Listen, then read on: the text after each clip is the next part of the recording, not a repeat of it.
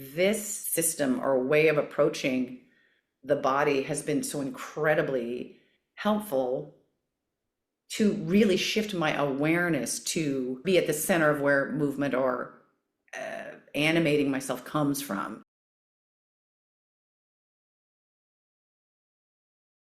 This is the blessing that one disheartening teacher gave me at 21, who said, "Oh, I'm sorry, honey, I've never seen anybody retrain that." And so the gift she gave me was that I cannot rest until I prove her wrong. And I'm not even mad anymore, because the truth is, in her generation and where she was from, there was no way to do that. Yeah. And what I've learned is like, oh, I'm so sorry you missed out on all that actually is, it is possible. Absolutely. Yeah. Absolutely. It's not wishful thinking, because I had plenty of decades of that. It's not. And that's really thrilling. I've been dancing professionally for 4 decades, and I started commercially in Broadway work and then went to company work and danced with Hubbard Street for 5 seasons and the Dayton Ballet, and then did some other kind of film and concert guesting in Europe. And then I came back and did some more Broadway dancing. Then I came to LA and mostly danced to LA Opera. So I have a long experience with dancing and with movement. And I'm an actor as well. So I'm interested in a lot of different applications. But I was very fortunate to not have many injuries in my career. But I didn't have a lot of training before I started. I had a lot of facility and I had a lot of athleticism. And I was able to learn things. You started out as a gymnast, was that right? Correct. So I competed from like age 7 to 11 with a company, a team in Oklahoma that had an elite part of it, which was the elite level pre-Olympic. So they were excellent at what they did. Much appreciation, and what they taught a kind of ferocity of focus, which is very valuable. But what I didn't learn there, and I didn't learn in dance training that I happened upon when I was about 12, and then I didn't learn in ballet training when I started at 15, late, was self-awareness. I could make things happen with flexibility and strength, and I could mimic shapes. And so I would do it, 150%. But not surprisingly, that developed a kind of musculature that was a little muscle bound. As I became professional and was in the echelons of more and more highly trained and more competitive people, I could recognize the sophistication in their movement, and I couldn't do that. I really wanted to, but I couldn't make that happen. Most often, if you're trained from a young age in a sensible or a well-organized school, you learn fundamental ideas, and then they're just very slowly built upon one another. So a talented, and I use air quotes, body starts to build a musculature that's more closer to the bone and more integrated, with a lot of time to figure out your weight shifts. And then that's built on that. If you're coming from somewhere else, then I was creating a shape from like a teenage athleticism position, and I didn't have any sensation closer to the bone. And so I was driving the car, essentially, I like to say, like by hanging out the door and like down the highway. I didn't know where the controls were. I really wanted to, I couldn't find them. So I became very, very curious in my life through anatomy, coloring book or Gray's Anatomy, digging. And there have been incremental shifts along the way, and it's a few injuries have prompted a bigger shift in awareness. But it's so interesting to me, because when I encountered working with you, I had already been teaching and very interested in these ideas about anatomy awareness and really making very specific requests of the body so that the movement gestures come from somewhere deeper in. But this has really integrated like all these different threads I've been pulling on, and Feldenkrais work or Pilates work or yoga and even trauma therapy and other things to try to release different things. So I've been barking up all these different trees, and they all have value. But this system or way of approaching the body has been so incredibly helpful to really shift my awareness to be at the center of where movement or animating myself comes from. How to walk across the room and not be pulling myself with my ribs, but actually being able to feel what I'm standing on and let that be part of educating me on weight shift. It's really changed things that I thought were probably not possible. Mm. And I am so happily incorrect. We've just worked together for a few, I guess, like 6 months or so, but already so many shifts in tendency for breath patterns, in uh, how my hips are aligning on my feet, and it has ramifications in how well do I weather a long drive in the car to how well do I manage a long rehearsal or teaching, jumping up to demonstrate something. How do I engage my body to be clear for my students? It changes the way that I've prioritized exercises for my students. I'm just so thrilled that all these different schools of thought of information have been pulled together in a way that really makes sense deeply to me as a whole human, not just a dancer human, but also somebody who's struggling with certain limiting beliefs or something, and they live in the body in a certain pattern. But discussing them just in the story form wasn't changing them, even though I understand intellectually it's something I want to change. So to have a body practice that is supporting an understanding that I haven't gotten to with my head yet has also been really profound. I'm just so encouraged. One of the first things I noticed in the three keys, this movement here and allowing the way you're allowing your sacrum to come forward over your ankles, and it comes up through the body. I've held in here, and I had a car accident here. There's been other kind of pieces, but I knew this was closed in here because I would often feel like I was choking while I was singing, and I was just trying to pretend that wasn't happening. But that started to make me aware of this whole column in here in a way that wasn't result oriented, like fix it. It was like already presenting a different way to organize, but it was going right through one of these very blocked channels. Mm. And that has followed up through, I think I was saying earlier, I could never feel the back of my tongue. I couldn't feel it. So I couldn't make the E shape, O, ah, because I can't actually feel what's going on there. And somewhere in this work, those nerves have come online so I can actually feel what's going on back there. My ears have been closed for several decades. I don't know why, but somehow using the, we call half body stretch this way, and the images about where your head sits, where it truly sits. It's not that I haven't studied Alexander. I mean, I've done many of these things, but the combination of them have started to open my ears. So the resonance, really like your ears popping, like when you get off a plane, like, oh, and for all my effort to try to make that happen, that was not working. Yeah. So I had quit trying because I didn't, and it came from somewhere else. It came from a deeper reorganization in the body. So now the resonance is different, and now the voice teacher is saying, what's happening to you? What are you doing?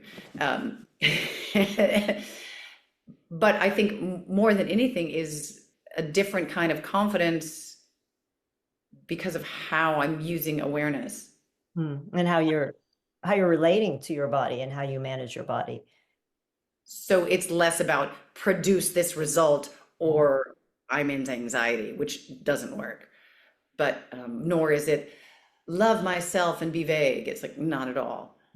It's about being able to have somewhere to go with a tightness here, a way to integrate it into my body that feels good, or like a different place to be that feels comfortable. Well, if this is comfortable, then you don't have to hold. So if you can be comfortable in my body intentionally, then other things start to change. And then other things start to change, which is just fascinating to me. But beyond the intellectual interest, it's changing the sound production. It's changing what I'm actually able to do.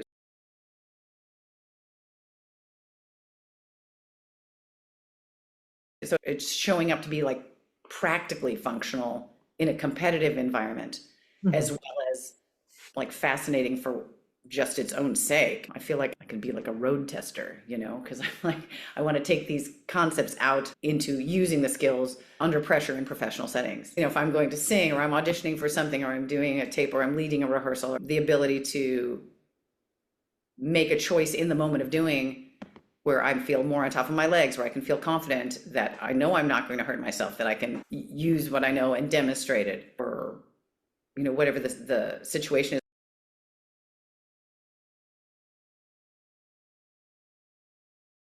You were teaching people who were learning to become performers how to do movement, whether it was dance practice in a way that was more aligned with the physiology so they wouldn't injure themselves. You're really concerned with that based on your own experience. Mhm. Yeah, Absolutely. yeah. And so you came in with a lot of searching and with a lot of desire to understand that. And what I appreciate is that you came in with all this experience and you've been there, tried that, done that, because it really helped to just solidify what you already knew in a way that made sense, that you didn't, because what I heard you saying a lot was you were so used to working harder and efforting a lot, and you discover that you didn't need to work at that level, which is a huge, yeah, it's a huge release of energy, right? Absolutely. I mean, it really matters to me to give students information that they can go to be self-sufficient. Mm, And because if you're a professional performing artist, it's super exciting to get your first job and whatever. And I've seen this many times, and they're on a national tour or something. That's so great. And after 4 months, they have an injury and they're back home. And so I want to help, if I can, give people tools, but really specific things. Like, all right, what I say to those, the good news is that you have control of this, about how you manage your body going forward. The bad news is it is also on you. But this is the good news and the bad news, is that there's not some magic fairy or some magic chiropractor, even though they're brilliant people that do that, they're going to solve it for you. It's like you're the one driving the starship. So yeah. you need to understand your ship, and that's a lifelong process because it's going to evolve and shift to whatever the demands are, and your ability to perceive it is going to be going forward. But I try to instill this interest, like this is the good news and the bad news. It's Yeah. you. No, that's fabulous because that's exactly what I'm doing. And you don't have to, even though you know a lot of anatomy, you actually don't need to know the origin and insertion and all the anatomical precision in kind of just rote learning. It's really in the lived experience of these connect. And really, if you go back to feeling connected and whole, those are the two overriding feelings that you just keep looking for, and things can self-organize in a way that perhaps you're not deliberately doing something specific with your psoas, because we don't have control, micro control over all those different muscles, but we do have control over how we feel and how we relate one part of our body to another. I use a lot of the tools that I've learned from you, like integrated into what I was already doing. And it's, I don't know what to say, like upgraded my understanding of the interconnectedness Hmm. of things. And some of the pockets that weren't as connected are also attached to feelings that were really uncomfortable, either emotionally or from some other judgment of, wherever those came into the equation. Like the stuff, voice stuff through it. Some of it came through this car accident, some came through other experiences. I want to say, because it's not just reorganizing. It's something that you talked about. It's like if you have a real foundation to go to, your body will recognize that it has a real support to go to, which is not efforting. Mhm. And then it also changes the dialogue with, it being a benevolent universe, because you're like participating with a design that is designed to support you. And that's not a, oh my God, you're so amazing, feel good meme. It's like, no, that's literally, that is Mhm. to the degree that you can stand it, to actually feel your body. You do a thing with one of your skeleton models, and you talk about the awareness coming up from the sacrum up the front of the spine, and being able to even listen from the front of your spine and have this continue and all the way up to where your skull is pivoting if you follow along the front of this. And I'd probably do that 8 times a day, at Mhm. least. The first thing I do to wake up. But I find it so encouraging, not in a yay you, but I mean in a really deep way that subverts the mind chatter Mhm. of self, but in a really deep way that's encouraging to say, no, I am right here, right now in this design, and I get to participate with like the wonder of this thing supporting my little limited awareness. And so then it also takes it off of me, like, you better make you amazing to compete with whoever and get like all of that stuff that can be just a tree of squirrels chewing at your attention. There's a kind of like, the design is already good. Like the design is good. Like, get on. The design is good. It's also infinitely problem solving. So this has been fascinating. And I'm newer to it. So I'm very excited to see it go forward. I had a shoulder injury when I came to you also, which was so upsetting. I'd never had an injury like that. I felt so weird and ashamed and limited, and I would feel myself compensating. I didn't want to. And as it's resolving, it's like, well, it isn't this piece. It's not a widget to be changed out. So the whole girdle is like shifting around and Mhm. changing and moving. And I'm then not surprised that this is also opening, or that I can feel this space back here. And sometimes it can be a little overwhelming, but it's the idea that this is what it feels like to write a new story. Like, so how do you know what it feels like to write a new story if you're using the same pen and the same thing you've been doing? It's like, I don't know. It's like, oh, well, this came from somewhere else, meaning somewhere else outside of my dominant awareness, but not, but it has been here saying, this is available to you, is I guess what, but your guidance on it is also, I respect as a teacher, because it's so specific and it slows the roll enough so the nervous system part of the body has a chance to tune into what's happening. And you have such a clear map of how it's integrated that it promotes the curiosity and the stepping into, and doesn't say like, here's the math problem, get this right. Mhm. It isn't set up, but you've laid it out so well, because I could recognize that from really well constructed dance exercises. Sometimes they lead you to a new weight shift understanding just by the construction, but you're actually not leaving us to figure it out. You're explaining exactly, and then room for the individuals to find their way from fundamental, well, it's all fundamental human stuff.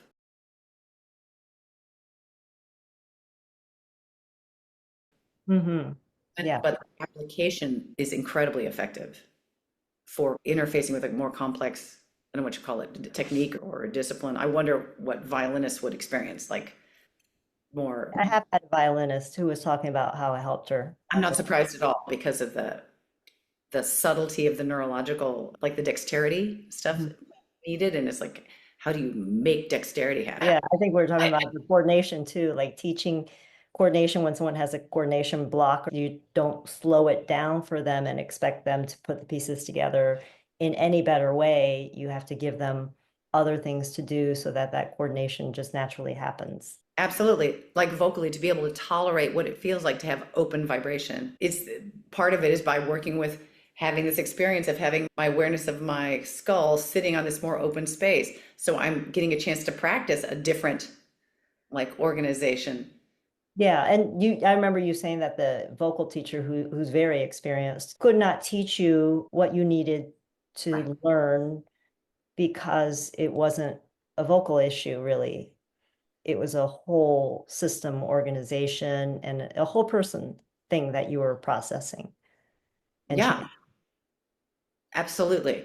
And then that really isn't her expertise, still is valid, but what I learned to do after a car accident or in trying to navigate this challenge or prove myself here or there, the set of things that are connected to an idea and the pockets of self-awareness that are missing or imbalanced with over dominance here, and then like recessive dim awareness here, they create it, obviously you create patterns. And how does one shift or change those patterns? Your synthesis of understandings allows me to take all of those like much more, it's like they want to go together. Mhm. Like you were talking about slowing something down so much for coordination. It's not like I'm not benefiting from doing simple things more slowly, but then when I go to stand up and do whatever more complicated thing at bar or something, it's all proceeding from an awareness that I couldn't get to before. So, and then you go, oh my God, this isn't so hard. Yeah. Yeah. And when you say that, I kind of think that part of the reason is like when you're learning something, you run into a barrier, they're still in that realm of the discipline. Hmm. And when you can drop below the discipline, you can build up more resources. And same thing with the story, right? Your personal narrative and story. The Leslie story has a certain pattern that sits in your body, but if you drop down below Leslie, then you get into the human story of a body on Earth, and you can work on that level and then come back up to the Leslie story, and suddenly you have more pieces to work with. You have more resources to work with, more raw material to work with. Absolutely. I absolutely agree with this. And I think this is what the voice teacher was trying to say, because I worked with her in 2023 and took a break for a while and then came back after I started with you. Mhm. And she's like, what are you doing? Or what has happened? What has happened? What is happening? Yeah. Yeah, it's so fun to see that because I have another client who went to her yoga teacher after a year and he's like, wow, like your hips are fixed. That's so different. Like what's going on? Like your shoulders are now in place. And yeah, it happens quickly because you're working below the discipline and in the human system as it exists on Earth, which is really about that long evolutionary story of a human standing on Earth rather than the history of any discipline at all, actually.